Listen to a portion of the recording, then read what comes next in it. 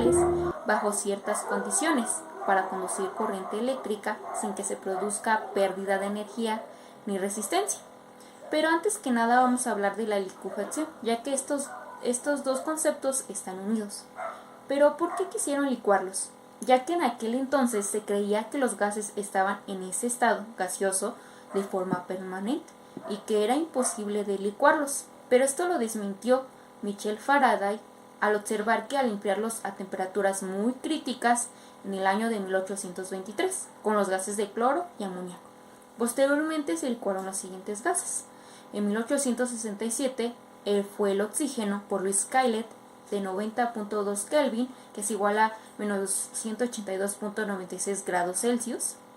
En 1877 igual fue el oxígeno por Raoul Pictet por otro medio, por la condensación química seguida de presión y disminución de temperatura. Después fue en 1883 Karol Olbłyski y Wojciech que licuaron los gases permanentes, en excepción del hidrógeno y el helio. Los gases permanentes son el nitrógeno, oxígeno, argón, neón y criptón. Después, en 1898, James Dewar licuó el hidrógeno de 20.8 grados Kelvin, que es igual a menos 252.36 grados Celsius. Y en 1908 fue el helio, a menos 269 grados Celsius. Este fue el último más difícil de licuar debido a su extremadamente baja temperatura crítica. ¿Qué tal, mis? A continuación yo les voy a explicar quién licuó por primera vez el helio y cómo logró licuar por primera vez el helio. Primero que nada vamos a hablar un poco acerca del helio. El helio fue descubierto el 18 de agosto de 1868 por el francés Pierre-Jules César Janssen mientras observaba un eclipse solar. Al observarlo se dio cuenta de una pequeña franja amarilla que no había notado en ningún elemento químico en ese momento. A eso se lo atribuyó. Poco después el inglés Norman Lockyer determinó que esta línea tenía una longitud de onda de 587.49 nanómetros y concluyó que sí, era un elemento que no se conocía en ese momento. La obtención de la primera muestra de helio se llevó a cabo por el químico escocés William Ramsay en 1895, ya que experimentó con cleveita, un mineral que contiene uranio y ciertos ácidos minerales. Al mismo tiempo, los químicos suecos Nils Langlet y Per Theodor Kleb consiguieron aislar la clevita del helio. El helio fue licuado por primera vez el 10 de julio de 1908 por nuestra estrella del día de hoy, el holandés Huig Kammerlijn Oms, en los Países Bajos. En este momento se desconocía el espectrómetro de masa del helio.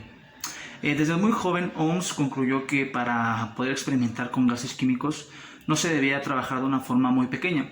Así que en 1894 fundó Leiden, uno de los más vanguardistas laboratorios en ese momento para el estudio de los gases químicos. El holandés pasó los primeros meses perfeccionando la licuefacción del hidrógeno, ya que se dio cuenta que era mucho menor la temperatura que tenía que alcanzar para poder licuar el helio. Huig demostró que a pesar de las enormes posibilidades que había, el helio se podía licuar.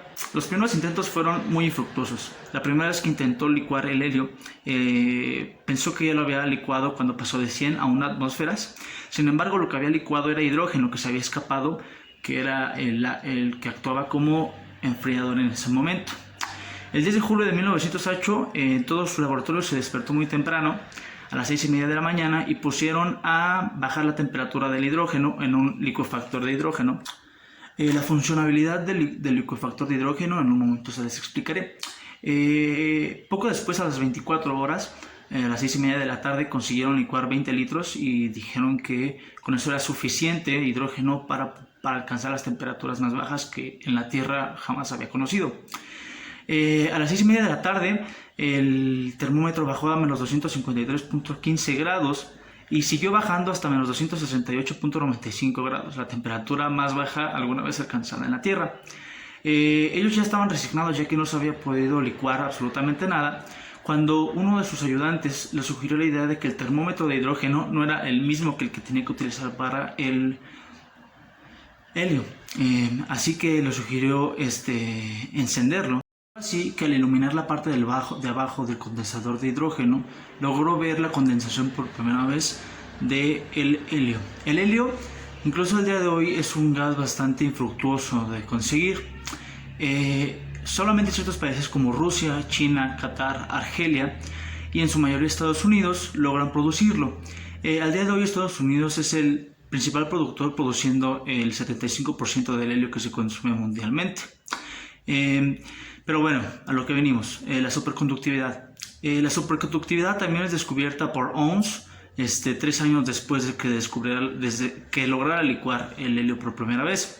Esto mientras estudiaba la resistividad eléctrica del mercurio, y halló que dicho material pierde completa y abruptamente su resistencia a menos 269 grados Celsius. Esto es a 4 kelvins, o sea, casi al cero absoluto. A este fenómeno lo llamó superconductividad. El descubrimiento fue completamente inesperado, y estos descubrimientos que ya les dije le llevó a ganar el Premio Nobel de Física en 1913. Pero bueno, a continuación les voy a explicar el funcionamiento del condensador de hidrógeno que utilizó para estos dos experimentos. El diseño de este condensador se basa principalmente en el efecto Joule-Thomson. El efecto Joule-Thomson se basa en pasar un gas inicialmente a una temperatura T1 y una presión P1 a través de una membrana porosa que le permite descender su presión a un valor presión final o a una presión, lo que a su vez baja mucho la temperatura. El proceso se lleva a cabo en recipientes aislados térmicamente del exterior y es relativamente lento, por eso tardó mucho en descubrirlo. El paso de este gas, por lo cual puede aproximarse a una situación mediante una asociación de procesos muy complicados. La función de estrangulamiento de la membrana porosa se conseguía en la experiencia original mediante láminas de algodón, aunque en la actualidad este dispositivo suele fabricarse de material cerámico. Como el proceso se lleva aislado térmicamente, los cambios de la energía interna se deberán solamente al trabajo realizado por este sistema. Eso es todo. Un físico holandés que estudiaba los efectos que se producían con las temperaturas muy bajas en las propiedades de los metales descubrió que el mercurio perdía toda su resistencia al flujo de energía en una temperatura aproximadamente de 4 grados Kelvin. Antes de 1911 no había forma de eliminar la resistencia inherente ni en los mejores conductores. Se siguió buscando superconductores en otros metales. En cada caso, siempre se debía de tener una temperatura cercana al cero absoluto. Las diferencias entre un conductor y un superconductor. Un conductor es un material por el que se puede pasar la corriente eléctrica. Los materiales conductores se resisten al flujo de corriente eléctrica y se gasta energía que se libera en forma de calor. Eso es llamado el efecto Joule. Y los superconductores no presentan resistencia al paso de corriente eléctrica y por lo tanto no gastan energía. Su resistencia es cero. La segunda propiedad de un superconductor es que expulsan los campos magnéticos, el efecto Meissner, y de ahí se consiguen fenómenos de levitación. Hicieron falta más de 40 años para comprender la superconductividad. La razón fundamental es que faltaban por desarrollarse dos importantes teorías, la física cuántica y la física de las transiciones de fase, ya que la superconductividad fue algo que se descubrió un poco avanzado para la época en la que se tenían ciertos conocimientos. Clasificación de los superconductores. Clasificación por temperatura. En clasificación por temperatura tenemos dos tipos. Clasificación por temperatura crítica superior a 75 Kelvin y clasificación por temperatura crítica inferior a 75 Kelvin. La temperatura crítica de los superconductores es la temperatura a la cual la resistividad eléctrica del metal cae a cero.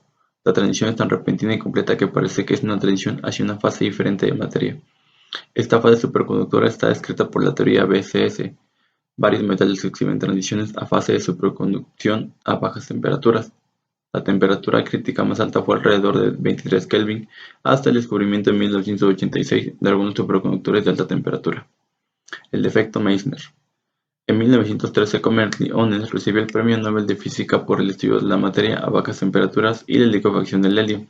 Después se descubrió que muchos otros materiales tienen resistencia cero cuando la temperatura estuvo por debajo de cierta temperatura crítica. Las propiedades magnéticas de los superconductores son también espectaculares.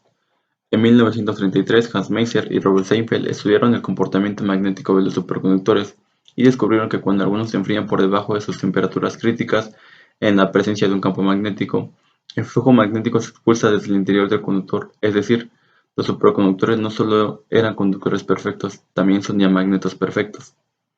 El diamagnetismo es una propiedad de los materiales que consiste en repeler los campos magnéticos. Este fenómeno fue descubierto en 1845 por Marcos Faraday. Usualmente, si hay un campo magnético presente, las líneas de campo atraviesan la mayoría de los objetos, pero al aplicar un campo magnético externo a un material superconductor, el flujo magnético, las líneas de campo no penetran, sino que es repelido por el material cuando se encuentra en el estado superconductor. Así que si colocas un imán sobre un superconductor, el imán queda flotando. Es el fabuloso efecto de la levitación magnética. Teoría BCS. ¿Por qué ocurre la superconductividad? Han aparecido muchas teorías para intentar explicar la superconductividad, pero la más aceptada es la teoría BCS por las siglas y los apellidos de los físicos que la propusieron en 1957, John Barden, Leo Cooper y John Roberts, y se basa en el hecho de que los portadores de carga no son electrones, sino parejas de electrones llamados pares de Cooper. Los electrones habitualmente se repelen debido a que tienen igual carga. Sin embargo, cuando se hallan inmersos en una red cristalina, es decir, microestructura del material, es posible que la energía entre ellos sea negativa, es decir, de atracción en lugar de positiva o sea repulsiva. De manera que se crean parejas para minimizar la energía. Esta teoría tiene muchas limitaciones, no explica el porqué de la superconductividad en aleaciones o en cerámicas, pero consigue explicar el efecto Meissner, así como la superconductividad a muchos elementos y algunas aleaciones. Por esta teoría, estos tres físicos ganaron el Premio Nobel en 1972. Solo los metales producen superconductividad. La superconductividad se da cuando en materiales muy simples, por su aleación metálica o por si son alterados. La superconductividad, ya sea de origen natural o artificial, se dividen en dos tipos, ya sea por su capacidad para conducir electricidad. El tipo 1 está en temperaturas muy críticas de menos 265.3 Celsius a menos 273.1 Celsius, como el azufre, que necesita una temperatura de menos 265.3 Celsius. El tipo 2 está en temperaturas muy altas y la temperatura más alta que se ha conseguido a presión estándar es de menos 138 Celsius por el compuesto cuplatos. Bueno, aquí les dejo una tabla periódica donde el color azul está a presión estándar y el color verde está a presión elevada. Y otra tabla donde hay metales y no metales, en el caso que todos son superconductores. Aquí en el caso de los no metales todos están alterados, pero son superconductores, como en el caso del carbono, oxígeno, azufre, bromo, silicio, selenio. Bueno, la aplicación en la industria son los actuadores eléctricos, que sirven para convertir la energía eléctrica en un par mecánico. También están los transformadores, que sirven para aumentar o disminuir los voltajes de corriente alterna. Los superconductores también fabrican motores, generadores e imanes que, siendo aún más pequeños y ligeros, son más potentes y eficientes que los actuales. Los electroimanes también se utilizan en los elevadores magnéticos, que utilizan para levantar objetos pesados o separar materiales magnéticos. Sus aplicaciones en la electrónica es el criotón, que consiste en un par de alambres de niobio enrollados en un alambre de tantalio en un estado superconductor. Esto se utilizó en los interruptores rápidos de computadora y la fabricación de motores más potentes. Los superconductores se han utilizado para hacer circuitos digitales y la fabricación de radiofrecuencias. Los electroimanes también para equipos musicales, tanto como altavoces, audífonos, timbres eléctricos y equipos de grabación, como grabadora de cinta, videograbadoras y discos duros. ¿Cuáles son sus aplicaciones en la medicina? Los electroimanes superconductores se encuentran en aparatos científicos y médicos. Estos incluyen máquinas de resonancia magnéticas, los espectrómetros de resonancia magnética nuclear y espectrómetros de masa, y también aceleradores de partículas. Esto se logra mediante un dispositivo llamado SQUID, que son los detectores más sensibles de campos magnéticos, y esto se ha aplicado en campos magnéticos para arreglar arterias, sacar tumores y para sanar aneurismas sin cirugía. En el transporte, los superconductores se utilizan para los trenes que levitan sobre vías magnéticas.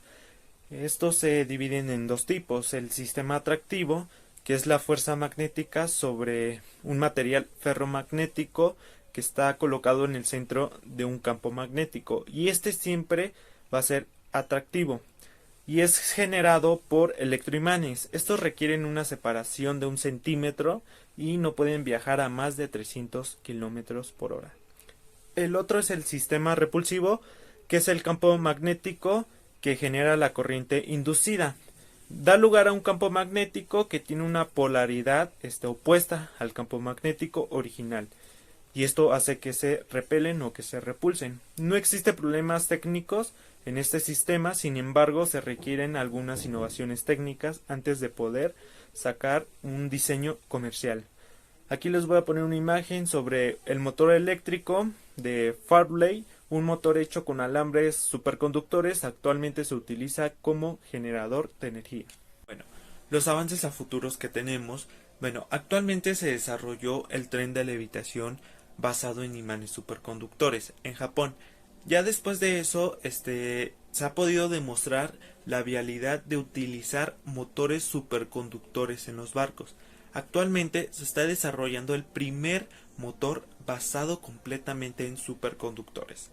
Y también se podría utilizar en la electrónica para el futuro avión eléctrico.